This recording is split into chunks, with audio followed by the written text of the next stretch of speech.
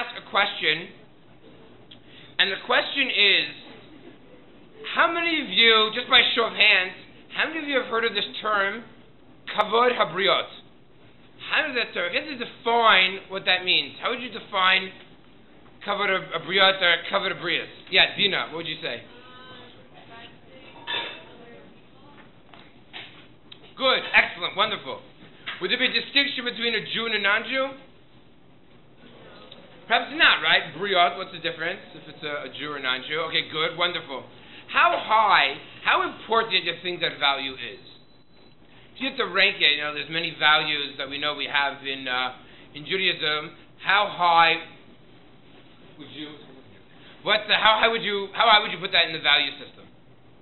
Like, let's say compare it to murdering somebody. What do you think is more important? Kavod HaBrios or someone tells you to kill somebody. What should you do? You have to choose between killing somebody and disgracing Kavod HaBrios. What should you do?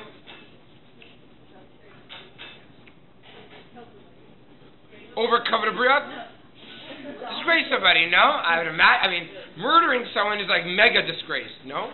That's like that. So one would imagine Kavod HaBrios wouldn't probably trump murder. That's like really serious. What about something? Let's lower down the stakes a little bit. What would you think, Kavod HaBrios? It's really important. What do you think about? What would be an example of a lotas? How about money? What about Kavod HaBrios? I forget. How about a mitzvah d'Rabbanan? What's an example of mitzvah d'Rabbanan? Give me examples. Lots of mitzvah d'Rabbanan. Give me an example of mitzvah d'Rabbanan that apply today. Chicken and cheese. Chicken and cheese. Ooh, that's a good one. Chicken and cheese. What would you say? Disgrace somebody, Kavod HaBrios for chicken and cheese. What do you think about that? That's a tough one, huh? That's a tough one. What about an easier one? What's an easier d'Rabbanan? Is that d'Oraita? Very careful, ladies and gentlemen. According to Shitas Rambam, Shomer Negia Derech Chiba, right? Anything that's affectionate, hugging and kissing is most probably d'Oraita, according to the Rambam. According to the Ramban, it's a d'Rabbanan. It's actually, if it's d'Oraita, it's a very cool example. You know what there's an example of? I spoke this before. The Torah made a siag. There's a d'Oraita siag and a bigger d'Oraita. We say that by Pesach too, right? Ba Yerabba Yimaseh is a d'Oraita. What's the bigger d'Oraita? Ine Chametz and Pesach. Right, so the Torah often makes a siag around itself. So it could be that physical intimacy could be a d'Oraita according to Shitas Rambam. But if it's, let's say it's not. Let's say we go according to the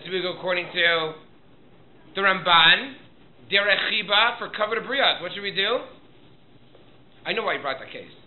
I remember why he brought that case. The famous handshake case. If you're going to embarrass somebody, so let's go. This is worthwhile going through for a second. A handshake. Clearly, it's not derech chiba. There's no affection when you shake someone's hand today. It's something. I mean, there shouldn't be if you're normal, right? There's nothing affectionate about a handshake today. It's a standard greeting. By the way, perhaps in France, they do other ways of greeting people, right? Different cultures do different things. That's fine. So. What about a handshake? If you're going to embarrass somebody, that could be an issue of maybe Kavod HaBrios. So what Mr. Jessen is perhaps suggesting is, if you're going to embarrass somebody, maybe you should better to shake someone's hand. If you're going to embarrass them, again, where do you place the priority? Where do you place the hierarchy? Kavod HaBrios. That was the reason why he brought that example. Okay, wonderful, good. So we see that Kavod HaBrios is going to be really important. Let's take a look at a few sources and crazy cases. When I mean crazy cases, I mean crazy cases that rabbis have nightmares about. Okay? But let's first set the table. Let's set the table. Source number one. Source number one says, a pasuk in Mishlei, Ein chachma v'ein tvuna v'ein etza leneged Hashem. This is understood as saying the following. There's no wisdom, there's no insight, knowledge, advice in front of God. Meaning, God trumps. You don't transgress things, you don't outsmart things when it comes to God. Yet, we just found possibly a few exceptions. Says the Gemara, source number two. So Gemara Masechet Brachot. Amar Rav Yehuda Marav, Hamotzi Kil Ayim Bebigdo. You're walking down the street, and you say, oh my goodness, I open up my jacket and it says 100% shotnez. By the way, this is a true story. My father, many years ago, was at a flea market in Miami, and he bought a jacket that was 100% cotton. That's what it said on the label. He took it to be checked for shotnez, and the guy told him, this is 50%, this is 100%, 50% cotton and 50% linen. Right? The label was totally false. So be very careful when you go by labels. That's why you should really get a lot of things checked. It could say something. This is, forget it. It could say 100% wool, and you can still have linen in the stitching. Right? Some people here might know a couple things about making suits. Right? So you have, when you, the stitching perhaps could be made from things that are, could be linen. You have to be very careful, even a 100% wool suit. Women's clothing also, perhaps less of an issue, but okay, let's go on. So you're walking down the street and you see your suit, and your suit says 100% shotnez. What do? Says the Gemara. Poshtan afilu bashuk. You've got to remove your clothes. Remove your clothing. Now, this is not a society that has like 3-4 levels of clothing. Like many of you ladies have a jacket, and you have like a shirt underneath, and you know, in those days they didn't have so many. They didn't dress in layers, right? In those days you had one garment. You could have major, not so tznius. The Gemara goes on and says, someone should take off their clothing in the middle of the shuk? What's the reason? It says the pasuk in Chachma v'in Tfuna v'in Eitzah l'neged Hashem. Kol makom sheyesh chilul Hashem in cholkin Kavod HaBrios. There's a desecration of God. You're transgressing a biblical. I'm emphasizing this on purpose. You're transgressing a biblical doraisa, a biblical prohibition. Forget this. It doesn't make a difference. There's no chachma. There's no shtick. You must remove your garment. Can you believe it? By the way, most garments. This is a great question. How can you walk into a store and try a suit on, men or ladies? Maybe it's shotnez, safek doraita l'chumra. How can you how do you even try on a suit? What's the answer? Of course you can try on a suit. How can you try on a suit? Could be a question of a doraita. What's the answer? You can't wear it. You can't wear shotnez. You can't wear it. And you know what the answer is? 99.99999% of all suits are only asut rabbanan. You ever seen a suit 50% wool and linen? 50% is all. Check a label. You see 100% wool. So if it has a stitch or two that's linen, you have to remove it. It's only the rabbanan. Safek the rabbanan l'kula. You can put it on. Okay. So that's what you like to try on clothing. It's unless you see on it, 50% wool, 50% linen. It's unlikely that you're going to have 50% wool and linen totally ingrained together in a garment. If there is such a case, you really shouldn't put it on. Okay, let's go on. So, says the Gemara, very clear, you gotta remove the suit, they're shotnez. The Gemara continues, listen to this case. Tashma, v'hitalamta mehem. You need to ignore them. Pa'amim she'ata mit'alem mehem. U'pa'amim she'ein ata mit'alem behem. This was a Gemara in Orchaim. I can only pick on Nachum. Nachum, what year was this in Orchaim? You were in grade 9? Grade 9? I don't remember. I'll tell you who it is. Whoever's the year in Israel now, those guys learned it in grade 9. It would have been in grade 12 maybe. Okay. You learned a different, right, Goldberg, different Gemara. Okay. The Gemara says again, certain times you have to ignore things. What's the case? You see a lost object, ladies and gentlemen. You see a lost object. What is the obligation that you have with that lost object? What must you do? You have to Hashavas Aveda. Uncle Moshe, returning those lost things, right? You've got to return a lost object. A biblical mitzvah. HaKetzad, when are there certain times that you're allowed to ignore, not to perform the positive commandment, the mitzvah aseh of Hashavat Aveda? Im haya kohen v'hi beveit hakvarat. You see a watch, but where's this watch? In a cemetery? And you're a Kohen. What's the problem? A Kohen can't go into a cemetery. It's a prohibition. It's us or a Kohen to come in contact with a dead body. Or, Hayazakein ve'ena lefi kvodo. Let's say this is a Rosh Hashiva. This is a Rabbi Krapkin, right? Well, he's a Kohen, so it's a double whammy, right? So you see there's an individual of stature, and he sees not an Armani suit or a Rolex watch, but there's like a schmutzy, dirty, disgusting ball that some kid, hit over the fence earlier in the day, and there's a ball lying there. Hashavat Aveda, you should return it. But for a Rosh Yeshiva, for a chashuv individual, maybe some important dignitary, to bend down and to get their hands filled with schmutz and dirt and chazarai, not appropriate. Says the Gemara, it's beneath a person's dignity. He does not have to return such an object. Or, continues the Gemara, Haita malachto meruba mishal chavero.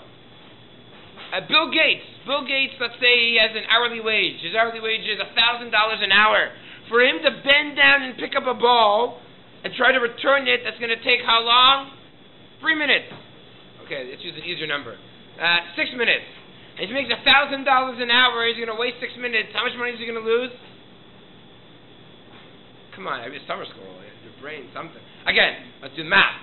You make $1,000 an hour, and it'll take you 6 minutes to return the ball. How much money will he lose? Isn't that $100? 10%, no? Okay, phew. Okay, good. I was worried there. He's going to lose $100. If you're going to lose more money than that's worth, guess what? You don't have to return the object. What do we see from here? The Gemara has cases where you don't have to sometimes perform positive commandments. Why? Continues the Gemara, listen to this. You ignore it, am I? What are you talking about? There's no wisdom, there's no tfuna, you got to do what's right, what God wants you. Concludes the Gemara, no. When it comes to three cases trump. And what are they? Money. You're going to lose more money. Then with this mitzvah, meaning chisaron kis, losing money, you have kavod. Kavod HaBrios, man. Not just losing money in business, but even if you're a respectable rabbi, respectable dignitary, it could be anybody, male, female, respectable person, you don't have to bend down and pick up that disgusting ball.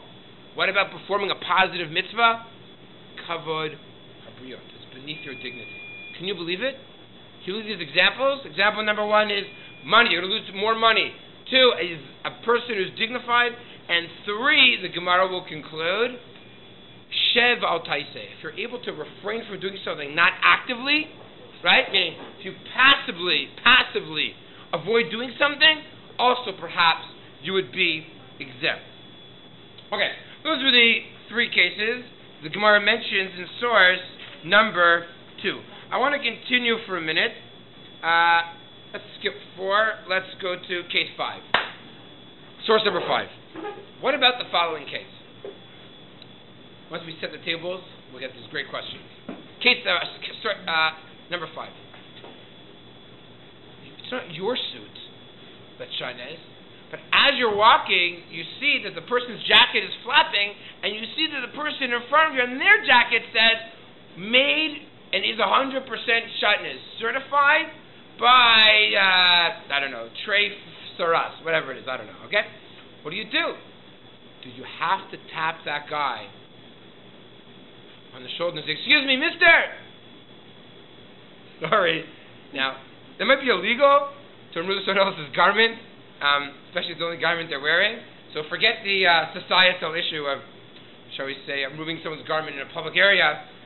Forget that issue for now. But are you obligated to tell somebody that they are wearing shatnez in a public place? If you discover it on your own and it's your shirt, your suit, you might have to strip. But what about if you see it? Are you obligated to tell them? Now, what's the status of this? Is this individual actively, consciously transgressing? Are they actively doing something wrong, consciously doing something wrong? No, meaning, if they would have known there was a shatnez suit, would they have worn the shatnez suit? No, they didn't know. So the question is, in a case, listen to this, in a case where a person is b'shogeg, he didn't know, do you have to tell him? 2 different opinions. The Rambam in source number 5 says, take a look, Haroa kilayim shel Torah, right? Biblical kilayim. Afilu hayam alech bashuch kofetz lo. You jump on him, v'korin alav, and you rip it off of him. What if, even if it's his rabbi, even if it's his Rosh Yeshiva, even if it's, you got to do it. Why? No joking around. Ein Kavod HaBrios. Kavod HaBrios does not push away a negative prohibition. That being said, I don't have the source here. You got to trust me on this one. The Rosh argues and says, no. Don't do anything. Be passive. When the person gets home, tell them, call them up and say, listen, buddy, I got bad news. That suit you're wearing, don't wear it again. Two different opinions. The case in number 6, which is also a great case, they'll say there's a Kohen. And a Kohen is in a room sleeping. And in those days, they didn't have pajamas, they didn't sleep wearing clothing. And guess what? Someone dies in the house. A Kohen has to leave the house. Take a look at 6. Kohen sheshochev arum. A Kohen is sleeping naked. V'hu ba'ohel im hamet v'lo yada. He doesn't know that someone died. He's sleeping. Ein lahagid lo. Can you guys wait on that? You have to do the grinding thing? Sorry. Right? Ein lahagid lo. Don't tell him. Ela yekara lo stam. Tell him, oh, listen, buddy, do you wake up for a second? Let him get dressed and then tell him. Meaning, don't shake him up and say, you gotta get out of here. Right? That's like, you gotta get out of here. You have to run out. Why? Passive, even though every second that he's in a room with a dead body, he's actively transgressing a biblical prohibition. It's b'shogeg. It appears the Ramah holds like the Rosh. Okay. Source number 7. It's another great case. According to the Rambam, the first day of mourning, you should know from this, is biblical, doraisa. Other 6 days are not. The Rambam says a guy is shaving. And he shaved only half his beard. Well, in those cases, he trimmed off his beard. And guess what? One of his family members dies. Guess we're not allowed to shave. But he's only cut half his beard. So he's going to go out looking weird. Can you wait 10 minutes to tell him, finish shaving, and say, listen, I'm so sorry, your mother just passed away. Right? You know. Guess what? What do? Wait 10 minutes. Don't tell him. Even though it's biblical, for the Rambam, Shiva, day 1, is Doraita. He's shaving even though he's an Onein. Even though his mother's passed away, still, don't tell him, Kavod HaBrios, because he'll look a weirdo if his hair is, whatever, half cut. That is one of my biggest fears, you should know, ladies and gentlemen. My biggest fears is that one day, when I'm shaving my beard, one day the handle's going to fly out and we have like a line down the side, right? It's happened once. I got away with it. It was a little bit small, right? But my other pet peeve is when I roll down the window, my kippah will fly out. Those are the 2 pet peeves that as a male I have. The kippah flying out the window when I drive, and I just told you a real secret of mine. Okay. Those are the cases in 7 and in 8. So I've told you now, I've showed you how important Kavod HaBrios. Even for the Rambam shaving, I told you a case of Ramah, the dead person, money and a zakin, all these exceptions. I've set the table for the following situation. Listen very carefully. Are you ready? Case number 11. You should know from these things. Source number 11. Source number 11. This is the Rav Avadia Yosef is talking. He says the following. Nish'alti odot isha shebiyota tzira pnuya.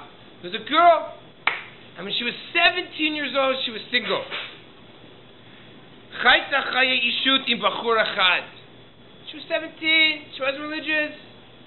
She had a boyfriend, or she didn't have a boyfriend, but she became pregnant. Or shehukar ubra, she recognized that she was pregnant. Halcha itza rofechad. She went to a doctor. Va'asala hapalam lachutit. She had an abortion. Va'acharkach avra misham niracheret. She moved. She used to live in Toronto, and now she lives in Lakewood. V'chazra b'tshuva shlema, and she then repented. B'shmirish Torah, mitzvahs, and now Baruch Hashem, she's a frum Jew. V'niseis l'bachur yeshiva chazon Hashem, got engaged to a wonderful guy, wonderful family. You know the joke, yeah? The joke in Lakewood, you know the joke. The economy is so bad, people are marrying for love. V'chayu yachdav, v'ahava, v'achva, v'shalom v'reyud. The problem is that's sad. That's the problem. Right? And they live together, this girl, she's now 21, she's married, Baruch Hashem, things are wonderful. V'nitz abra, she's pregnant. V'yoladolo ben zachar, and she has a baby boy. And guess what happens? The husband is not a Kohen or Levi. The mother is not a Bat Kohen or a Bat Levi. A firstborn boy, not born C-section. What has to happen to this baby? Pidyon ben. But guess what? The husband and wife didn't have great communication. They didn't read books that I recommend by Goldman. They didn't have the best communication. So guess what she never told him? That she actually was pregnant once and had an abortion. So they're preparing for the Pidyon ben. The husband, the mother, goes to the local rabbi and says, Rabbi, I got to tell you something really important. He's like, how important? No, really important. Okay. She tells him what happened. The rabbi of the city writes a letter to Rav Avadia Yosef. This is number 11. Now, this tshuva that I have here is one paragraph. When I say I cut, this is a 7-page tshuva. 7 pages in the Bar Ilan CD. I decided to spare you, right? 7 pages. I want, ladies, let's go through this. What are the two possibilities? In the event they go through the Pidyon ben, what happens? What happens if they go through the Pidyon ben? What do you think is going to happen? What's his side of things? What's going to happen? What are you going to transgress if you go through the Pidyon ben? Rachel Vatala. What about if the opposite? And what about if you don't do the Pidyon ben and you tell him? What's the issue? Kavod HaBrios, you're embarrassing him. So the truth is, last week when I had the Manshmore, we dealt with this. This was a debate that we had between last Thursday night. The topic was the truth, emet, and when you're allowed to actually tell a lie. So this really pertains to that as well. A bit, it overlaps a little. So the question is, what do you do? Do you make a bracha levatala? Actually, not one, but two. The truth is, the second bracha is not so terrible. First bracha is Pidyon ben, then you make a shechianu. Shechianu you can fake. You can put like a new fruit in your pocket. You know what I mean? You can fake a shechianu. That's not so difficult. Right? That's not so difficult. But the first bracha, what are you going to do? Can we show a show of hands? Take a poll. How many of you think, go ahead with the Pidyon ben? How many of you think, bracha levatala, perhaps a Doraita, very serious, saying Shem Hashem. Maybe it's even one of the Seder Dibrot. What do you think? What do we do? Go through the Pidyon ben or not to go through? How many of you think go through the Pidyon ben? Raise your hand. How many of you think not to go through the Pidyon ben? Few of you. You just had Pidyon ben in your family dinner, right? There you go. Baruch Hashem. Says Avadia Yosef, but he's not the first person to deal with it. Take a look after those 4 or 5 dots. There are many people who great giants of our generation, who were lenient, i.e. go through the Pidyon ben. How important is peace and tranquility? We're going to embarrass that. We're going to have strife between a husband and wife. Okay, we should have talked about this beforehand, right? But it might not be the best time to talk about it, the heat of the moment, a few days beforehand, right? And therefore, says the Rabbi, now he goes to some eitzah of what to do, but that's a technicality. Go through the Pidyon ben. Unbelievable. You think that scenario is crazy? 12 makes 11 look like Mickey Mouse. It's just amazing what's out there. 12. Are you ready? Okay, here we go. 12. She'ela be'echad she'toda lifnei harav. There's a person who admitted in front of a rabbi. Sheba al Eshet Ish. There's a situation here in 12, actually, where a girl, a lady, had an affair with her son-in-law. I told you it makes them. Affair with her son-in-law. Now, this has major ramifications for the family, obviously. Major ramifications for the family.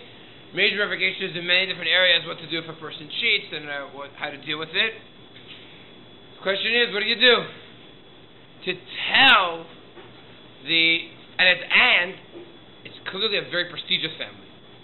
Very prestigious family. Not like some, very prestigious, well-known in the community.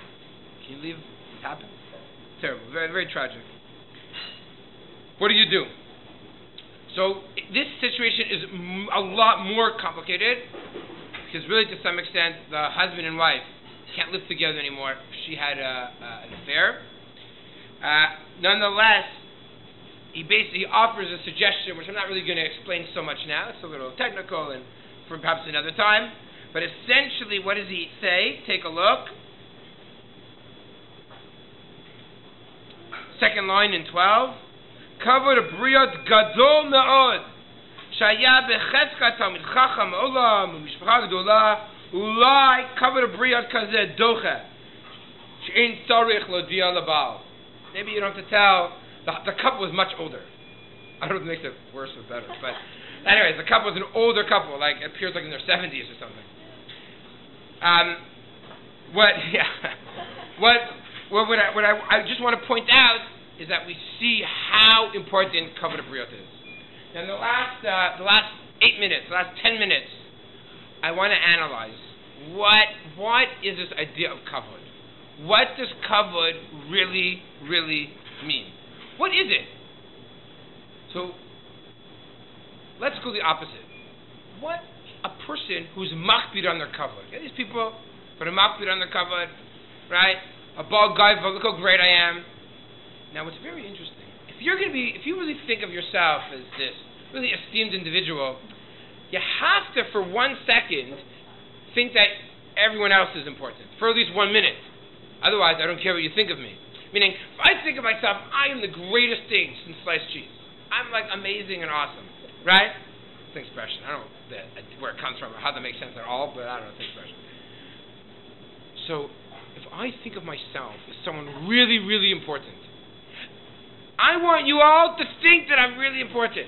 And I'm going to tell stories about all these famous people and these great things that I did. Because that means for 1 second I have to think that you're important, or else I don't really care what you think of me. But here's the issue. When it comes to gava, it's all about me. It's all about I. It's all about self. It's not about the other. I don't care about you. Maybe for a second I do, because I want you to hear what I have to say. I want you to tell the great story about me. But after that, it's just about me and I. I am greater. My kavod is greater than yours. What's the opposite? That's the mission on Pirkei Avot in 13. Ezu mechubad. We'll go to the end there. I'm mechubad tabriot. Meaning, what is a person really is? If a person wants honor, what do you need to do? Honor other people. If you focus on the other, on achirim, then what ends up happening? That is true kavod. True kavod is focusing on other people and not focusing on yourself. In Hebrew, kavod means honor. But it also means, exact same shorish, means another famous word, and that is, of course, kaved. But what does the word kaved, heavy, have anything to do with the word honor? So, anyone know what's the connection between the two? You want to guess? What is honor and heavy? Yeah? Maybe it's like a big responsibility.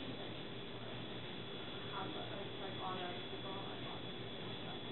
I was going to say heavy responsibility, Yeah. but here it means heavy from a weight perspective, right? Like, Like a weight on your shoulders. You always think before you ask. when honoring others, you're putting this weight on yourself. Yeah. Okay, good. I never thought of that. Anyone else? Perhaps, what is weight? So the truth is, if I were to show you, you ever picked up something made of silver, and it shocks you how heavy it is? Like, whoa, I didn't expect that, right? Like, something really light. Or a pushka that's full, right? Pushka that's empty weighs nothing. A pushka that's full is quite heavy. It's a burden almost. You can really never tell the weight of something until you come close to it and actually pick it up yourself, right? Unless you realize that this stucco box is not just a regular tin can that's filled with loonies and toonies that weighs a lot. Unless you know what's inside the item, you don't really understand, you don't really appreciate its heaviness, its volume, its mass. I think that's the same idea when it comes to respect. Why do you respect somebody? You respect somebody because what's inside of them. What is the source of Kavod HaBrios? Like you all said, Ki b'tzelem Elokim barat Adam. When it comes to respecting others, here we respect others not because of anything they did, necessarily. You can. But it's simply because they're a human being. And if you always go around life saying, what can I do for somebody else? How can I bestow kavod on someone else? Right? We introduce people, when you talk to somebody, right? You ask people how their day was just because of what you need to do. Seriously, you ever look at someone and says, how was your day? Not because you have to do it. You're really sincere about it. You really want to get to know that person. You want to give them honor, right? You run away from honor yourself. It's a tremendous opportunity to really help out other people. Maybe we can say the following. There are two ways to look at why is it that Kavod HaBrios trumps so many mitzvahs. Reason number one, you could argue, hierarchy. Kavod HaBrios is like number 9. What's 10? Mamish, a biblical negative commandment, like wearing shatnez. Okay, look, Kavod HaBrios is important, but you can't wear shatnez. The hierarchy, Kavod HaBrios is 9. Shabbos, obviously breaking Shabbos would be a 10. Wearing any of these low tases would be a 10. Almost everything else, perhaps, you could argue that Kavod HaBrios might trump. Or you could say, you know what? Do you know why Kavod HaBrios is so important? I'll explain to you why. Because wouldn't you imagine this kid who owns this raggedy doll that's dirty, or this ball that's full of mud. They would want this rabbi, or the mayor, or Queen Elizabeth's Jubilee or something, to go pick up this item. They want to say, no, please, don't waste your time. It's beneath your kavod. Not a hierarchy, but the owner of the doll, or the owner of this, the person who gets paid only $6 an hour, they're mochel on their kavod. And what do they say? Please don't waste your time with my puny item. Don't waste your time. You are an honorable, special person. Please don't waste your time. I'm embarrassed if you were to do something. And you know why mitzvah d'Rabbanan is trumped? Because the rabbis say, please, the rabbis, we make halachot, but you know what? We don't want to make a halacha. It's going to embarrass a human being. Not because it's hierarchical necessarily, but we are mochel. We are completely forgo our enactment, our ability to enact various mitzvot would be forgone because of we respect people more than ourselves, more than our own rabbinical mitzvah d'Rabbanan. And that is why, perhaps also, when it comes to even God himself, in certain circumstances, biblical mitzvot, even God himself, on certain levels, would forgo God's mitzvot because of Kavod HaBrios. So I think this is a very complicated which one of these. It's the whole chakira. It's not for now. I saw this in a great book by a guy called Rabbi Daniel Feldman, talks about this in great detail. But I just want to put out there that I think when it comes to Kavod HaBrios, the source of Kavod HaBrios is clearly because of Tzem Elokim. It's something which is very high, so much so that we even dabble in this complicated case of adultery, in this crazy case, and making a bracha over Pidyon Ben, which is just a bracha of Atala. God himself says, please, recite a bracha, Pidyon Ben, to avoid strife, maybe between a husband and wife. Right? God himself is mochel in such a situation. I'll give you another example, and we'll end with this. A few weeks from now, we talk about Bilam's donkey. You know what happens to Bilam's donkey? Bilam's donkey gets killed. You know why? Bilam's donkey gets killed. The Midrash says, it's source number 9. God didn't want people to walk around and say, that donkey, he got that. Bilam, God, good. That's a talking donkey? The way he tricked Bilam? Even for a Russia as bad as Bilam, God was worried about his kavod. So God was instead, imagine this donkey was alive, what a Kiddush Hashem it would be. This miraculous donkey, God is so great. No. God forgoes his kavod, his glory, his miracles, in order not to embarrass a human being, even though he's such a Russia. How much more so do we have to try and bestow honor upon other people for Kavod HaBrios, and be so sensitive towards those feelings and for peace and for truth, in order not to make people feel uncomfortable or embarrassed. God forbid, chas v'shalom, so many things we can transgress, dorabanans and certain doraitas. Perhaps we should just increase our heightened sensitivity towards other people. As it says, that really and if we bestow glory upon others, there's Baruch Hu perhaps will bestow glory upon his people. Because what is the ultimate glory? That's the Binyan Beit HaMikdash. That is the glory of God. Perhaps if we bestow kavod onto others, God's glory will be truly returned to the Jewish people and to this world. Have Laila Tov, everybody. Thank you so much.